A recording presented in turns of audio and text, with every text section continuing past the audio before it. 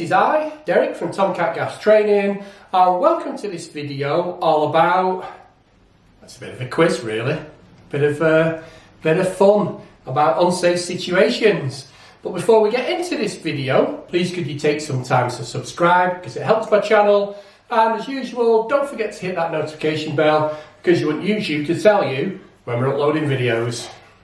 And hopefully by now you know it's Mondays and Wednesdays. Anyway, done enough waffling, so as usual, let's get on with it and have a bit of fun with this quiz. Now, what I'm going to do is I'm going to put some scenarios on the board behind me, and we're going to categorise the faults what we see as either ID, immediately dangerous, AR, at risk, or NCS, not to current standards. Yes guys, NCS still exists. And then we're going to look in the new IGEM G11 edition 2, which is communication 1840. So we're going to look at this little beauty to see if we're right when we categorise them. So, let's have a look at the first one then.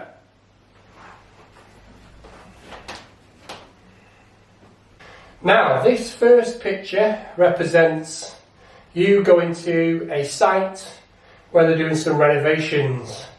And you find this in the kitchen where they're asking you to install a new boiler. So, what do you think about this one then? So what have we got here? We've actually got a plastic push fit fitting on a gas pipe leading up to a bayonet feeding a cooker, and the cooker is still working. So, what would you class this as? And is there anything else you want to do besides using the unsafe situations procedure? So I'll give you a few minutes or a few seconds. I'll go find out the page in the book and see what it is and see if you're right. So last look. Plastic push fit elbow on a gas pipe feeding a working gas appliance. So what are you going to categorise that as? Is it going to be AR, ID, or NCS? A few seconds later. So as you can see, this is section 3, paragraph 2 on page 23. Pipework and or fittings of inappropriate material or purpose, e.g. plastic water pipe or hose pipe, or a gas pipe, would be classed as immediately dangerous. And I guess you would be RIDDORing as well. So that was a nice easy one to start off with. Did you get it? That it's ID and it's RIDDOR reportable. So what made it RIDDOR reportable? Now on the new IGEM G11 edition 2 it has this yellow section at the top now, and I'll read it to you. It says, when considering whether an unsafe situation is RIDDOR reportable, the following criteria needs to be met. Number 1. The situation is a result of design, construction, manner of installation, modification or incorrect servicing of the fitting, often referred to as poor workmanship or design, and is it dangerous to such an extent as is likely to or has caused death, unconsciousness, taken to hospital of a person. Note, see section 8.6 for all other reportable routes. So, why does it make it ID and RIDDOR? Because somebody has used a water fitting on a gas pipe which could cause a leak and could cause an explosion and could cause death at any time. So that's what makes it RIDDOR reportable, because somebody has actually done this. Okay, so hopefully you got that one. Number 1, ID and RIDDOR for any plastic push fit fittings or hose pipes or any inappropriate fitting used on gas. Okay, let's try number 2, see how you're going with that. Now the second picture represents you going to price to move the boiler, and this is what you find when you go into the room where they want the boiler moving. How would you categorise this situation? So, as you can see, We've got a boiler fluing into an extension which is under construction. The builder has told the customer they can use the boiler, no problems whatsoever, but they must leave the Velux windows open when they're using the boiler. So, how would you categorise this? Would it be ID? Would it be not to current standards? Would it be at risk? And more importantly, would you need to RIDDOR it? I'll give you another few seconds to come up with the answer. A few seconds, even more later. So this is in section 6, chimneys and flues, room sealed, and it's 6.1 on page 32, which is chimneys, flues terminating into an internal space, e.g. a conservatory, would be classed as ID. Also, hopefully you've said you would be RIDDORing the builder because they should have actually got you in to move the boiler before they started construction of the building. So because this is putting more than 10 parts per million of CO, it is dangerous, it could kill somebody at any time, you would have to RIDDOR the builder. Hopefully you got that correct. So let's have a look at another one and see how you go on with number 3. Now in this scenario is, you've gone to do a landlord's report, you see there is a gas hob or an electric oven. So when you remove the electric oven, this is what you find. So this is how it is connected. So on further investigation, you ask the tenant, when was this hob fitted? Because it looks brand new. And they said it was fitted by the landlord 2 weeks ago. So, you're there to do a landlord's report, you remove the oven. Now some engineers say you can't remove the oven. My personal opinion on it is, if you don't remove the oven, then you're not going to find something like this. Also, they've told you the landlord's installed it, not a gas engineer. So how are you going to categorise this situation and what are you going to do? Again, I'll give you a few seconds and let's see what you come back with. Another few seconds later. Again, this comes under section 3 pipework. Again, it comes under 3 paragraph 2, pipework and or fittings of inappropriate material or purpose, e.g. plastic water pipe or hose pipe. But you can see it comes with ID, but would you RIDDOR the landlord? Well, technically, yes, you should be RIDDORing the landlord because it's incredibly dangerous and he's going around doing gas work. But does that mean you're not going to get paid for doing your landlord's report? Well, possibly not. But I think I would be rather RIDDORing the landlord and not getting paid for doing the landlord's report than leaving something as dangerous as this. If you don't agree with me, put in the comments down below and let's see how many of you don't agree that you should RIDDOR the landlord. Okay, that's number 3. Hopefully you got that one right. Let's have a look at number 4. Now, this is what you found when going to service a boiler which has been installed for a year. So, what are you going to categorise this as? So this is a condensate from a boiler, newly installed, running into a kitchen sink. So what are we going to classify it as? Are we going to ID it? Are we going to at risk it? Or is it just not to current standards? Again, I'll leave you a few seconds to make your decision. Do you really need a few seconds for this one? Now the closest thing you're going to find in IGEM G11 is again section 6, which is your chimney flues room sealed. 6.2, leakage of products of combustion from a room sealed chimney system, e.g. evidence of products of combustion leaking from a chimney flue system, appliance or a condensate air brake. Now it's saying if it's leaking products of combustion, it would be ID.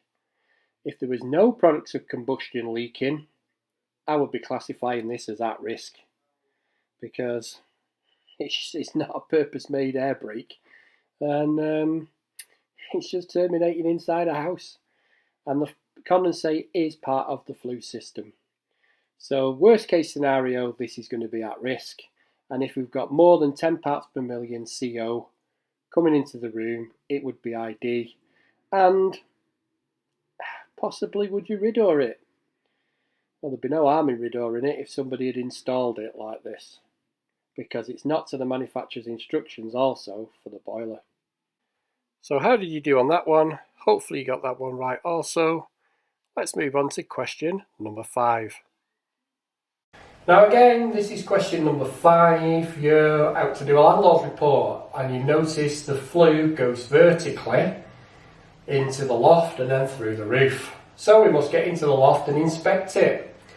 And this is what you find when you get into the loft. So as you can see from the picture, the flue is inadequately supported because they've used this banding, and 2, they put some tape around the actual joints. So bear in mind those 2 scenarios. What would you classify this as? At risk, ID, or not to current standards?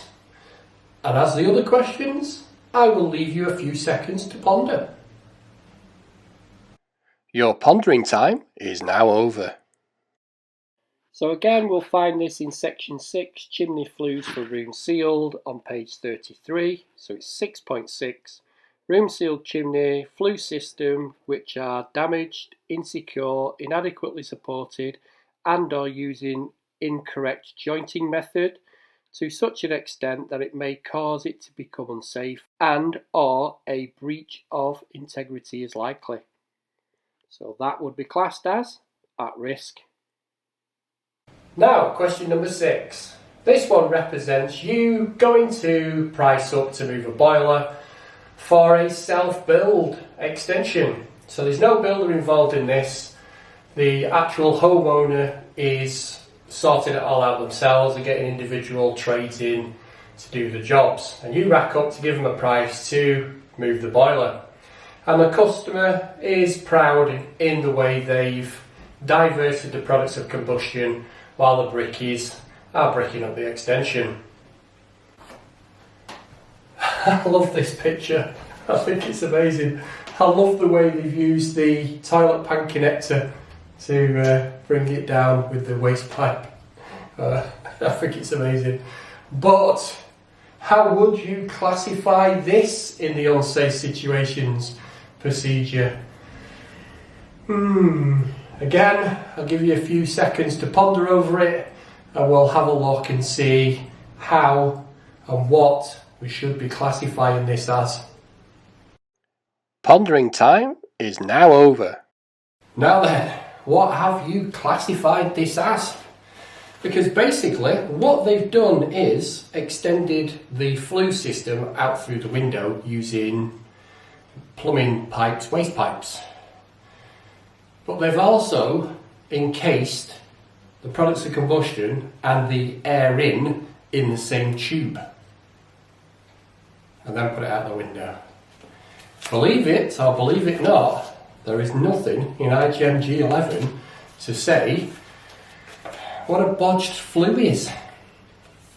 So the only one any close to it is 6.6, which says a room sealed chimney flue system which are damaged, insecure, inadequately supported, and or using incorrect jointing methods to such an extent that they may cause it to become unsafe and or breach integrity is likely.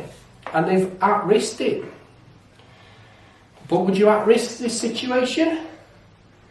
Not a carried house chance would I be at-risking this.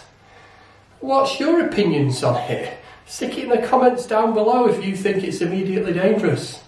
But it would only be classed as immediately dangerous if you've got more than 10 parts per million of CO coming into the room. And I think probably if you stand there with your flue gas analyzer at that open window when the wind's blowing towards you, you're going to get more than 10 parts per million CO coming into the room. but there is nothing, or I could not find anything in here with this situation or this scenario. It's all about whether products are coming back into the room.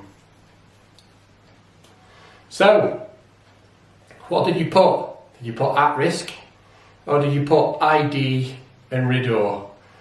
Because me personally, I would be IDing and RIDDOR in this situation. Because it's so goddamn dangerous. Imagine if the bits of tape fell off and the heat affected it.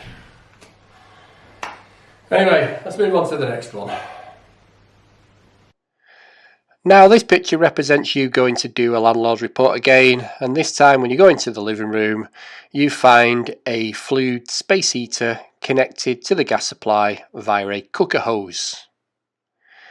So what are we going to classify this as? Is it not to current standards? Is it ID? Is it at risk? And do we need to RIDDOR it? Anyway, I'll give you those few seconds to ponder. Your thinking seconds are all now gone. So how have you got on with this one then? Did you ID it? Well, if you did, you'd be wrong. Because this comes under 7.11. Flexible gas connections to a Flue domestic appliance is categorised as at risk. But it does say at the side on the comments, this requirement does not apply to a gas-fired tumble dryer installed to the requirements of BS 7624. Or a cooker.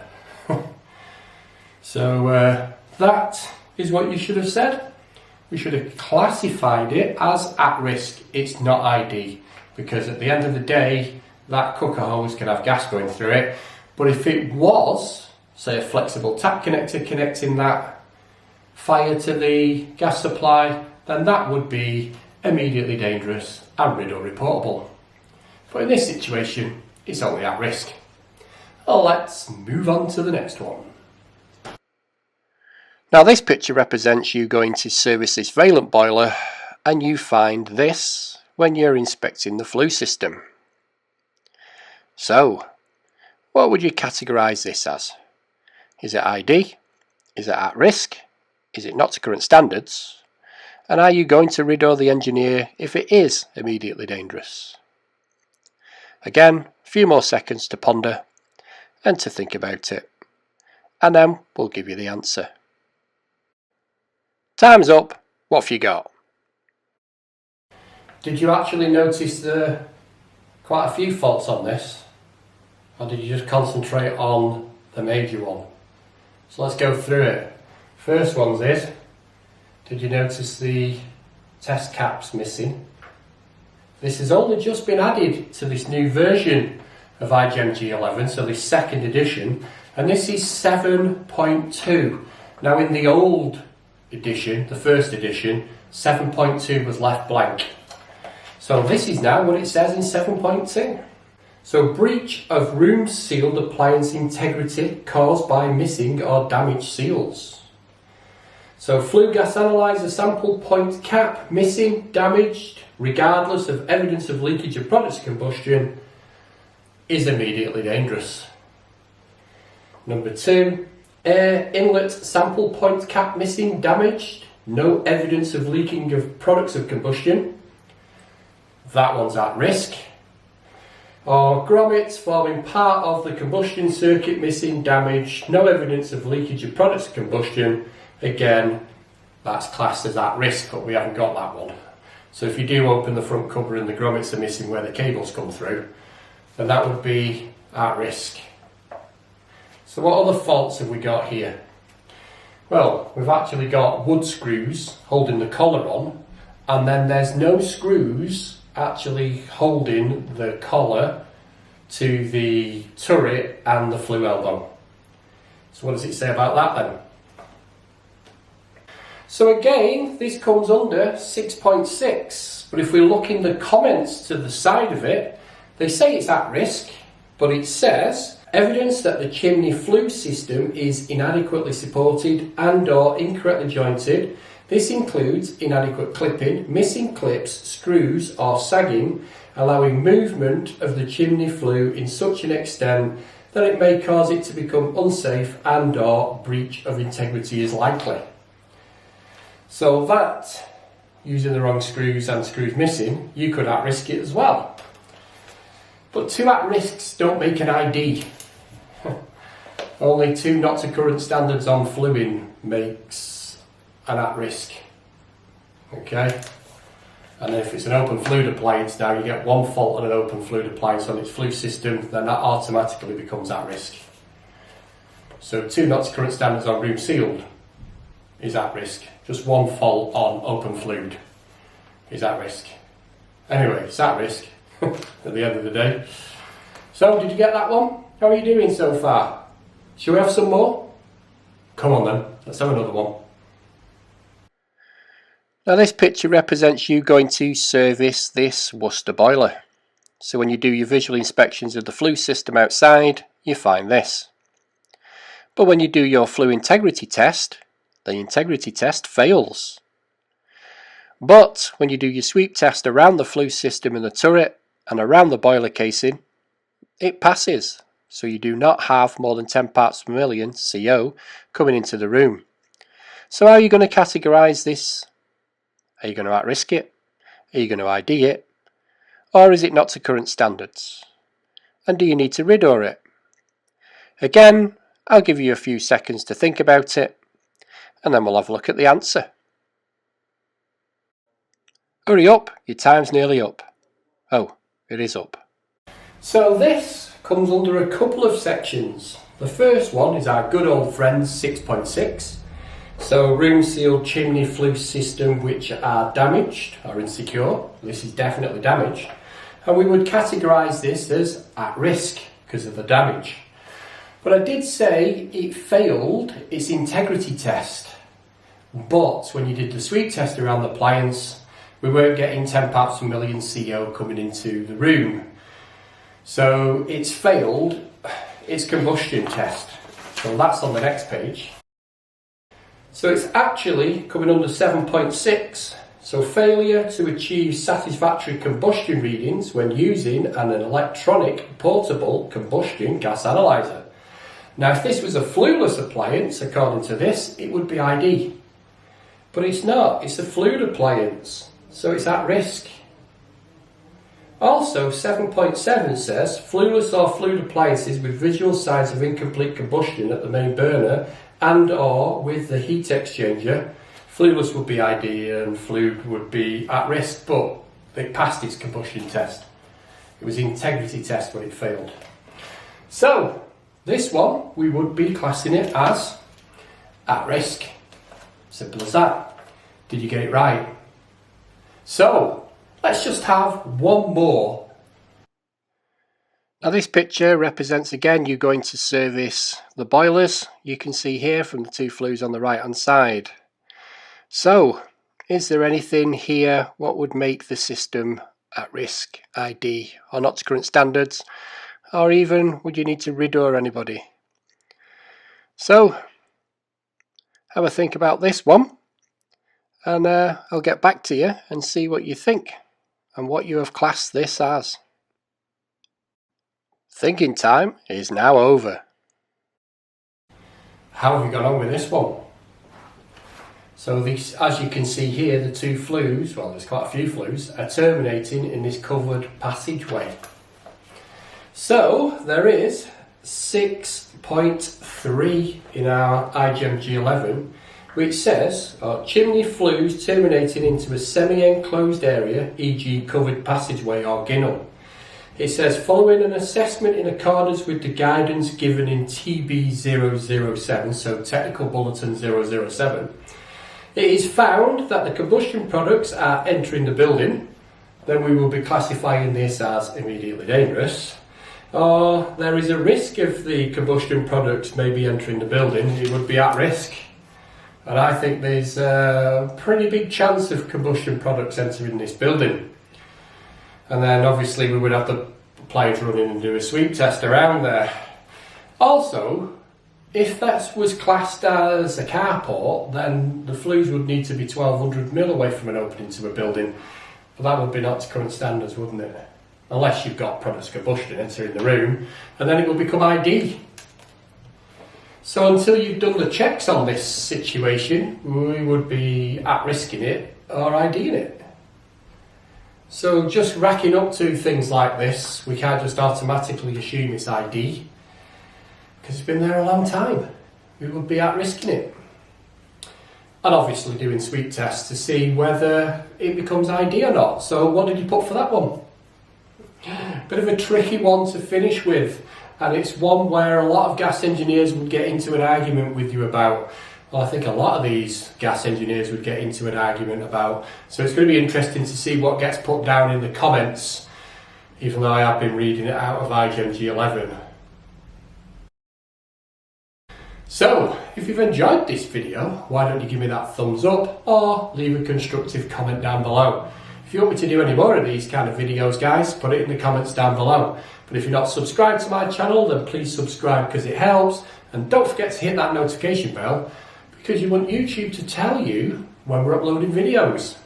So surely by now you should know it's Mondays and Wednesdays.